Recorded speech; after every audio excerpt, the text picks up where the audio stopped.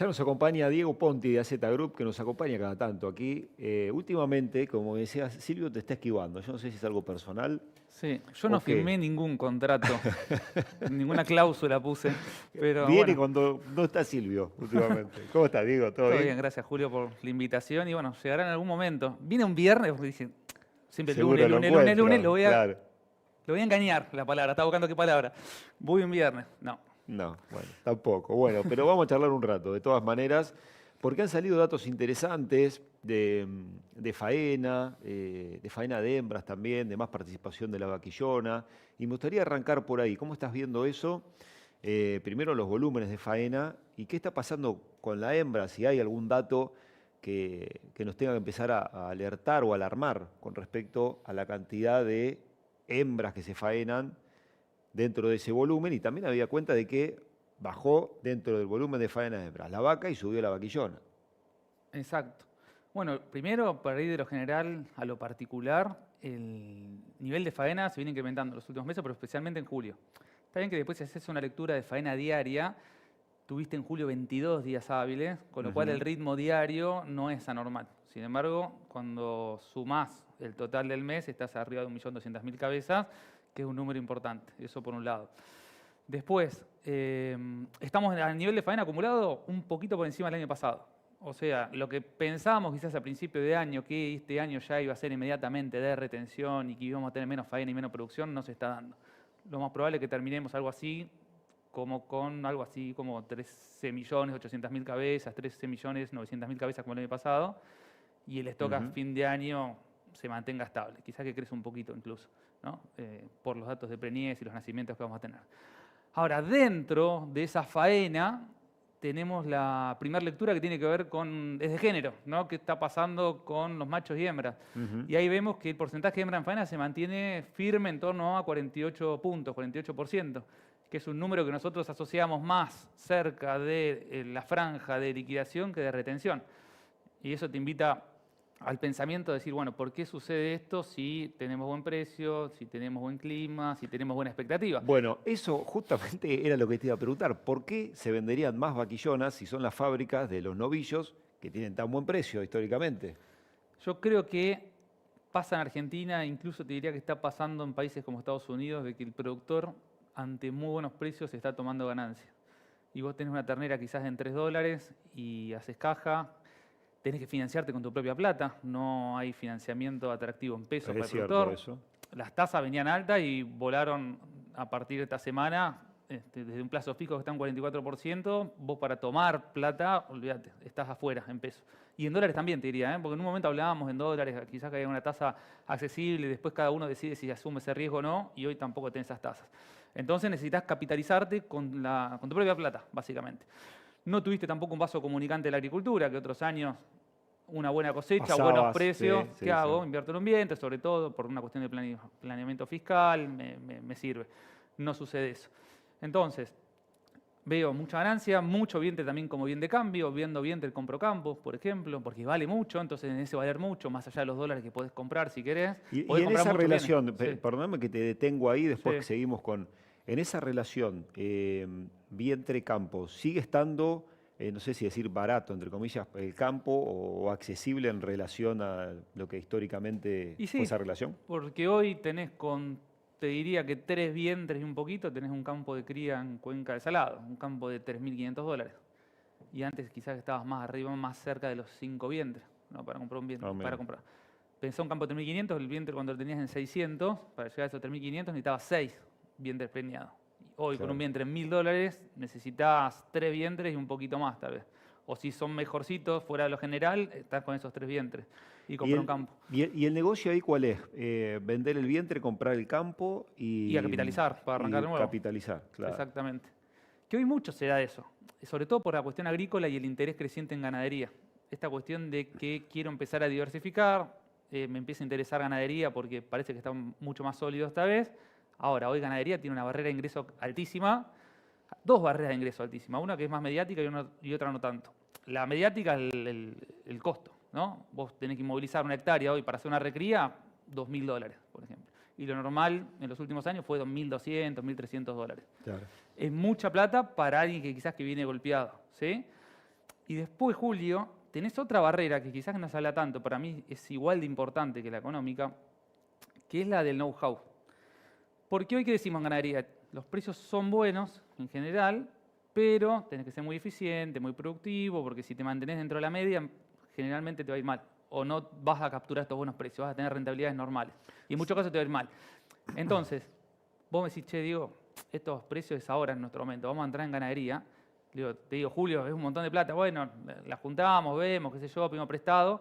Ahora, nosotros somos nuevos y no vamos a arrancar de 0 a 100. ¿Qué vamos a tener? Claro. Un periodo de adaptación, che, cómo funciona el sistema, cuánto ternero por vaca empezamos a lograr, cuál es la ganancia aérea de peso si estamos haciendo una recría, o si te querés meter en un corral más fino todavía.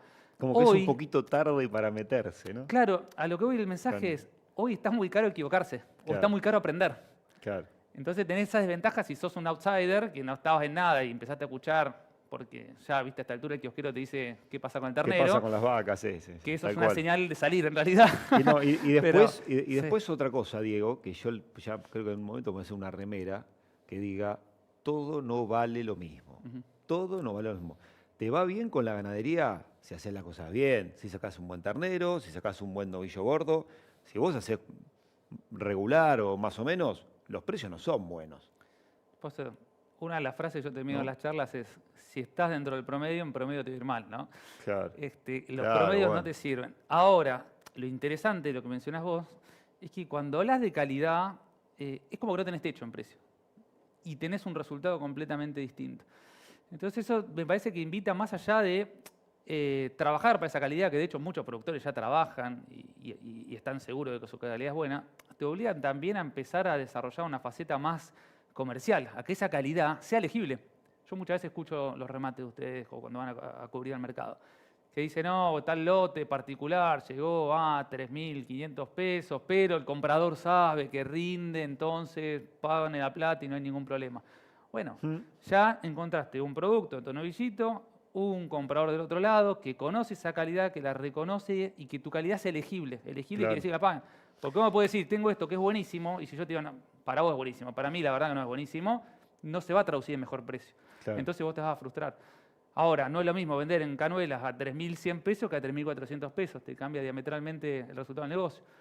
O no es lo mismo a nivel productivo, también, dar de comer 8 kilos de alimento para producir 1 kilo de carne en un corral que dar 6 kilos, que es algo completamente lograble y que se traduce en un resultado completamente, diametralmente opuesto, ¿no? Al promedio. Te vas de un negativo a un extra positivo. Entonces, en definitiva, esa eficiencia 360 que te exige hoy el negocio, esta cuestión de, bueno, sí, productivamente no puedes fallar, tenés que ser Fórmula 1, está duro para entrar ahora, para aprender, y después te tenés que involucrar más con las otras partes. Vos vendés hacienda en pie, el otro compra carne y vende carne, entonces tenés que llegar a un punto en común que lo tuyo, si es bueno, es elegible, y si no es bueno, al menos tener un feedback y decir, bueno, Claro. ¿qué tengo que hacer yo para alcanzar ese novillito de 3.400 y no el Mirá, de 3.100? paradójicamente que estás comentando esto, en el mercado los días martes y miércoles vimos remisiones de las mismas marcas, martes y miércoles, con 100 pesos de diferencia. Y yo decía, bueno, obviamente hay que atribuirle a dos volúmenes muy importantes, pero también viste que la demanda es muy fina y conoce los rindes, y hoy un punto de rinde es más de 100 pesos. Y calculaban algunos que por estar un poquito más pesadas, un poquito pasadas de grasa, esa misma marca el miércoles contra el martes, ese punto era posible que lo pierdan. Sí. Entonces en lugar de 3.500 ofertaron 3.400 por el mismo lote, ¿no? Y yo decía, qué fino está, más allá de los volúmenes que obviamente siempre juegan, y la demanda es así también, ¿viste? Si tiene mucho, se pone fina con eso, es lógico. Pero esa diferencia es muy clara, ¿no? Y establecer una marca, por ejemplo, en el mercado de cañuelas, donde se le garantiza un rinde al que va a comprar, es importantísimo, porque después no tienen problema los compradores en hacer el esfuerzo de poner 100 pesos más, si lo van a recuperar después en la faena, ¿no? Sí, por eso. Para la industria está también extra fino el negocio y viven de carne, de comprar carne y vender carne, no hacienda en pie. Ujú. Entonces tiene que tener una cierta cobertura, una cierta garantía de que a la hora de validar el precio por hacienda en pie, después se traduzca en originación de carne, que es lo más difícil, lo que más le cuesta a la industria. Y de ahí tenés esos diferenciales. Pero en una actividad que ahora se estabiliza bastante, acompañando a lo que está sucediendo más con la macroeconomía, son detalles muy importantes 100 pesos, ¿no? Estaba hablando de bastante Por plata. kilo, por animal, por jaula, Sí, es un montón de plata. es ¿sí? un montón de plata. Cuando vos haces la multiplicación en los volúmenes, es un montón de plata por el mismo trabajo de todos. El productor hizo el mismo trabajo, el frigorífico hizo el mismo trabajo y sin embargo quedó menos plata originada en el medio. Tal cual. Por eso... Y si te llevo un poquito a la exportación, ¿qué estás viendo? En el mercado hay, no sé si es corriente, pero está muy instalado ya el UE Hilton de calidad, una tropa grande y con todos los vericuetos. También acá vemos la diferencia, 5.800 pesos. ¿Está corriente ese precio? ¿Lo Sí, ves? 5,7, 5,8 y yo calculo que para fin de año debería estar tocando 6 tranquilamente. 6.000 pesos para fin de año. De nuevo, Mirá. para lo de máxima calidad, para lo que haya más interés por parte del industrial y para lo que encuentre mejor mercado afuera, ¿no? Todas esas cuestiones felizmente se están dando a nivel internacional, que tenés un mundo que está alineado para los países ganaderos en todo sentido. Entonces probablemente alcance esos niveles, ¿no? 11.000 pesos la carne tranquilamente. Estamos hablando de algo así como 500 y 600 pesos más en pie. Sí, sigue traccionando así la exportación, que creo que sí, ¿no? Porque los precios internacionales son realmente buenos. Estás hablando Sí, de 25, sí, 30% sí. en dólares arriba del año pasado. Y mirás Brasil y mirás Uruguay, el novillo de Uruguay estaba arriba del argentino y en Brasil y Uruguay los saltos de los precios interanuales para su hacienda estuvieron también en torno entre 25 y 30%, mucho en dólares. Y sobre todo los próximos años vamos a tener firmeza porque ahora estamos en la fase expansiva, en el mundo hay mucha carne. No es que los precios internacionales son buenos porque hay poca oferta. No, esto se está dando en un contexto donde Brasil está con exportaciones récord, Australia está con exportaciones récord, Brasil y Australia prevén en los próximos años quizás que produzcan menos porque van a entrar a una fase de retención. Ahora en este mundo que se suman los de cantidad, hay nuevos países, mucho sudeste asiático, norte de África y demás, están los típicos, los tradicionales clientes que cada vez más van por la ruta de la calidad. O sea, quizás que te demando menos, pero te pago más. Y en ese pagarte más es importantísimo el valor que genera la información. Por eso también está bueno toda esta cuestión de Argentina, de que vaya también más allá de los precios y de los mercados avanzando tecnológicamente en dar una cierta certeza al cliente acerca de todo el recorrido de los animales, de la calidad. No, ya no alcanza el storytelling o el cuento de que nuestra carne es la mejor, la tenés que demostrar con datos objetivos, ¿no? Entonces, en ese sentido, me parece que tenemos un montón de oportunidades y que lo que es novillo va a ser bueno y lo que sea de calidad no va a tener techo. Hoy creo que el mundo no tiene techo, el mundo busca calidad. Los chinos cortaron con Estados Unidos por esta cuestión arancelaria y salieron a buscar esa calidad. No salieron a buscar más vaca conserva por otros lados. Querían ese bife que lo exportaban a 10.000, 12.000, 13.000 dólares, no lo de 4.000 dólares. Entonces, eso lo tenemos que empezar a desarrollar en todo sentido, pero me parece que para el productor que esté enfocado en eso, que tenga el propósito bien claro, vienen buenos momentos. Diego, ¿qué busca el asesoramiento de una empresa como AZ Group? El productor tradicional que quiere mejorar su rendimiento, su campo, empresas más importantes. Son varias cuestiones.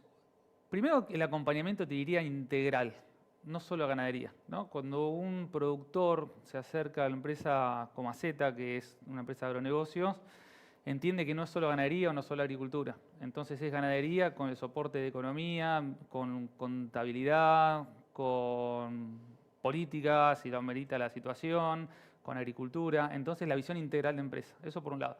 Después todo lo que tenga que ver con información y estar actualizado de lo que sucede. El intercambio, nosotros trabajamos mucho con grupos de productores, entonces el intercambio entre empresas, porque lo que yo puedo mostrar y analizar es un disparador. Después cada empresa es un universo distinto, que comparten quizás una zona y comparten una misma actividad, pero dentro de una misma zona, una misma actividad y realidades completamente diferentes, urgencias, necesidades, prioridades distintas. Pero a través de los intercambios generar mucho valor.